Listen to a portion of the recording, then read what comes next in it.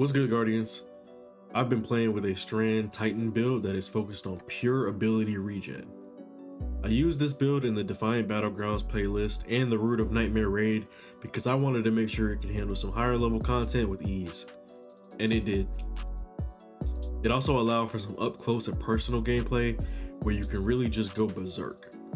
Sometimes it's good to have a change of pace where you can just get in their faces and kill anything with ease. So without further ado, let's get into it.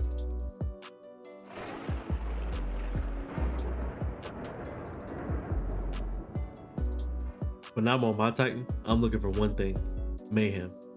I love to fully embrace the Titan persona and get in the enemy's faces up close and personal. So I based this build around Heart of Inmost Light. I know it's a staple for Titans, but I hadn't tried it since the recent nerfs, which reduced duration of the empowered ability buffs in PvE to 5 seconds, down from 10 seconds, and then reduced bonus class ability regeneration while empowered to 25% per stack in PvE and PvP. This was down from 150% in PvE, which is a pretty big nerf, so I was a little hesitant to try it at first. But honestly, you're still getting damn good ability regen. It's not as good as it was, but it's good. Partially because I coupled it with the Immortal SMG with Demolitionist to help increase the Shackle Grenade regen, because we all know how good Suspend is. This helps feed back into the gameplay loop of class ability, which is great on Strand Titan by the way, since it can suspend enemies as well. Then use your grenade, get some immortal kills, use a melee. Remember, we also have 3 melee charges on Strand Titan, so you can space these out for the best possible ability regen. And then, after all that combo, you'll most likely have a grenade up ready to use. Remember, we still have Thread of Generation on the Strand subclass, which gives us additional grenade energy from dealing damage. This regen feels even faster when you're doing ability damage rather than just gun damage. So the ability usage in this build really makes the grenade regen stupid fast with this fragment.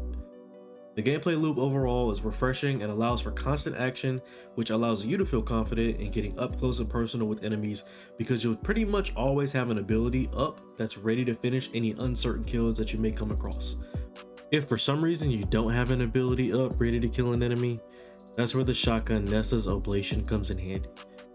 This pinpoint slug frame shotgun drops from the Root of Nightmare raid and is honestly cracked this season due to the artifact perk Volatile Flow. That allows this gun to have volatile rounds whenever you pick up an Orb of Power. Not only that, but I also have a role with Demolitionist, which is just another added source of grenade energy towards this grenade-centric build. And for my heavy weapon, I'm rocking Corax's Distress, a rapid-fire frame grenade launcher that also comes from Root of Nightmare's raid.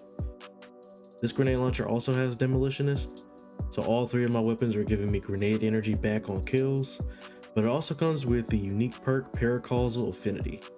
Final blows of energy types matching this weapon's alignment grant increased damage for a short time. Light final blows boosts arc, solar, and void weapons, and darkness final blows boost stasis and strand weapons. Add in the fact that I have 2 strand weapon surge mods on my leg armor for an additional 15% damage buff in PvE, and that's a lot of damage. Look at the chunks I'm taking out of this boss's health in this Defiant Battleground.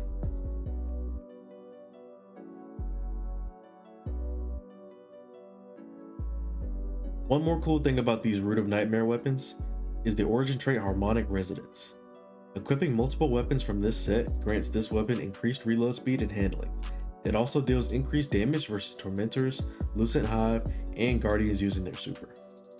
So that's just a passive buff to reload speed and handling just for having these 2 great weapons in your inventory. Not to mention the additional damage to Tormentors, Lucent Hive, and Guardians using their supers. Yeah, sign me up for that. To put the finishing touches on this build, you're going to want to make sure that you have on Thread of Mind, so defeating suspended targets can grant you class ability energy and just help feed back into the entire gameplay loop. We already went over Thread of Generation, but make sure you have on Thread of Continuity so that Suspend, Unravel, and Sever effects applied have increased duration.